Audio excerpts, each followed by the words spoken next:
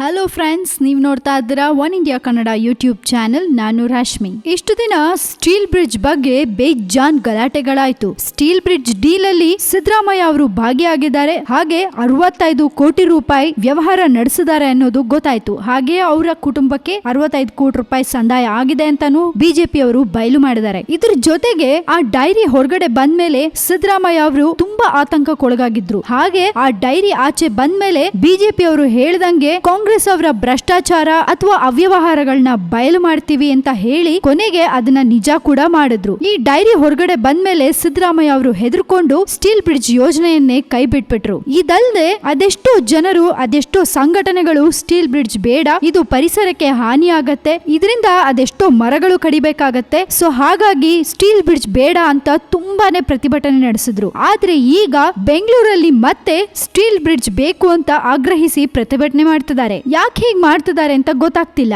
ಇಷ್ಟು ದಿನ ಜನಗಳು ಸ್ಟೀಲ್ ಬ್ರಿಡ್ಜ್ ಬೇಡ ಅಂತ ಸ್ಟ್ರೈಕ್ ಮಾಡಿದ್ರು, ಆದ್ರೆ ಈಗ ಸ್ಟೀಲ್ ಬ್ರಿಡ್ಜ್ ಬೇಕು ಅಂತ ಸ್ಟ್ರೈಕ್ ಮಾಡ್ತಿದ್ದಾರೆ. ಸಿದ್ದರಾಮಯ್ಯ ಹೇಗೋ ಒಂದು ಈ ಪ್ಲಾನ್ ಅನ್ನ ಕೈ ಬಿಟ್ಟಿದ್ದಾರೆ, ಆದ್ರೆ ಈಗ ಮತ್ತೆ ಸ್ಟೀಲ್ ಬ್ರಿಡ್ಜ್ ಬೇಕು ಅಂತ ಯಾಕೆ ಜನ ಸ್ಟ್ರೈಕ್ ಮಾಡ್ತಿದ್ದಾರೆ ಅನ್ನೋದು ನಿಜಕ್ಕೂ ಗೊತ್ತಾಗ್ತಾ ಇಲ್ಲ. ಇನ್ನು ಸ್ಟೀಲ್ ಬ್ರಿಡ್ಜ್ ನಿರ್ಮಾಣಕ್ಕೆ ಸರ್ಕಾರ ಮುಂದಾಗಬೇಕು, ರದ್ದು ಮಾಡಿರೋ ಕ್ರಮವನ್ನ ಪುನರ್ ಪರಿಶೀಲಿಸಬೇಕು ಅಂತ ಆಗ್ರಹಿಸಿ ಬೆಂಗಳೂರು ಉತ್ತರ ನಿವಾಸಿಗಳ ಒಕ್ಕೂಟ ನಗರದ ಎಸ್ಟಿ ಮಾಲ್ ಬಳಿ ಪ್ರತಿಭಟನೆ ಮಾಡಿದೆ. ಒಕ್ಕೂಟದ ನೂರಾರು ಕಾರ್ಯಕರ್ತರು ಪ್ರತಿಭಟನೆ ನಡೆಸಿ ಟ್ರಾಫಿಕ್ ಸಮಸ್ಯೆ ನಿವಾರಣೆಗೆ ಸ್ಟೀಲ್ ಬ್ರಿಡ್ಜ್ ಅಗತ್ಯವಾಗಿದೆ, ಸರ್ಕಾರ ಯಾರ ಒತ್ತಡಕ್ಕೂ ಮಣಿಯದೆ ಯೋಜನೆಯನ್ನ ಆರಂಭಿಸಬೇಕು ಅಂತ ಒತ್ತಾಯಿಸಿದ್ದಾರೆ. ಇನ್ನು ವಿಮಾನ ನಿಲ್ದಾಣಕ್ಕೆ ತೆರಳಲು ಬೆಂಗಳೂರು ಉತ್ತರ ನಿವಾಸಿಗಳಷ್ಟೇ ಅಲ್ಲ, ಬೆಂಗಳೂರಿನ ಎಲ್ಲಾ ಭಾಗದ ಜನರಿಗೆ ಈ ಸ್ಟೀಲ್ ಬ್ರಿಡ್ಜ್ ಅನುಕೂಲವಾಗುತ್ತೆ ಅಂತ ಆಗ್ರಹಿಸಿದ್ರು. ಪ್ರತಿಪಕ್ಷಗಳ ಒತ್ತಡಕ್ಕೆ ಮಣಿದು ಮಹತ್ವಾಕಾಂಕ್ಷಿ ಯೋಜನೆಗಳನ್ನ ಸರ್ಕಾರ ಯಾವುದೇ ಕಾರಣಕ್ಕೆ ರದ್ದುಪಡಿಸಬಾರದು. ಎಲ್ಲದಕ್ಕೂ ಪಕ್ಷಗಳು ಪ್ರತಿಪಕ್ಷಗಳ ವಿರೋಧ ಮಾಡ್ತಾನೆ ಇರುತ್ತವೆ, ಹಾಗಂದ ಮಾತ್ರಕ್ಕೆ ಜನಪರ ಯೋಜನೆ ರದ್ದುಪಡಿಸೋದು ಎಷ್ಟು ಸರಿ ಅಂತ ಪ್ರತಿಭಟನಾಕಾರರು ಪ್ರಶ್ನಿಸಿದ್ದಾರೆ.